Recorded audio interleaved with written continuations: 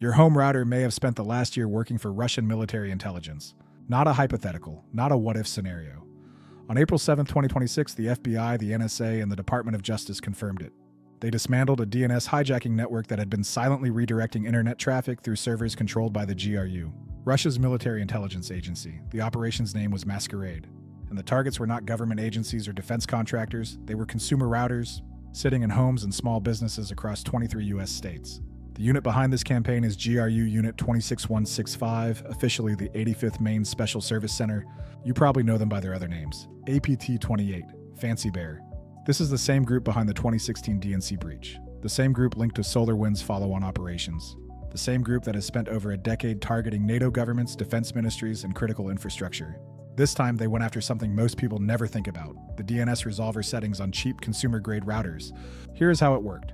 The GRU exploited a vulnerability called CVE 2023-50224 in TP-Link router firmware.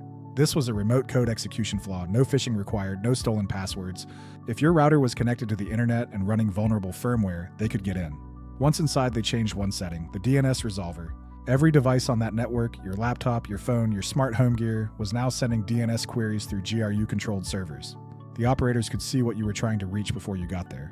That gave them an adversary-in-the-middle position. They could redirect you to spoofed login pages, intercept authentication tokens, inject payloads into unencrypted traffic, map every device and service on your network.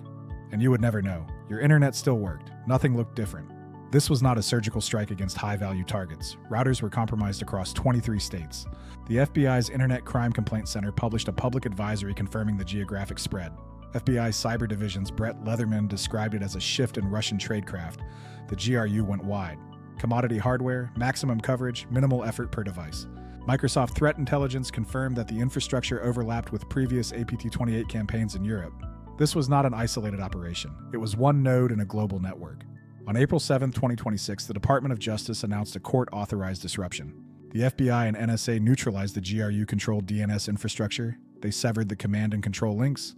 This is the same playbook the FBI used against the Cyclops Blink botnet in 2022 and the Ubiquity network in 2024. Court-authorized, technically precise, focused on cutting access without bricking devices. Here is what matters to you right now. The takedown cut access. It did not patch your router. If you own a TP-Link device, assume it needs attention. Log into your router's admin panel, check your DNS settings. If you see anything you did not set, reset it to a trusted resolver, 1.1.1.1 or 8.8.8.8. Update your firmware. If there is a patch for CVE 2023-50224, apply it today. If your device was compromised, a firmware update alone is not enough. Factory reset, reconfigure from scratch. Change the admin password, disable remote management, unless you have an operational reason to keep it on.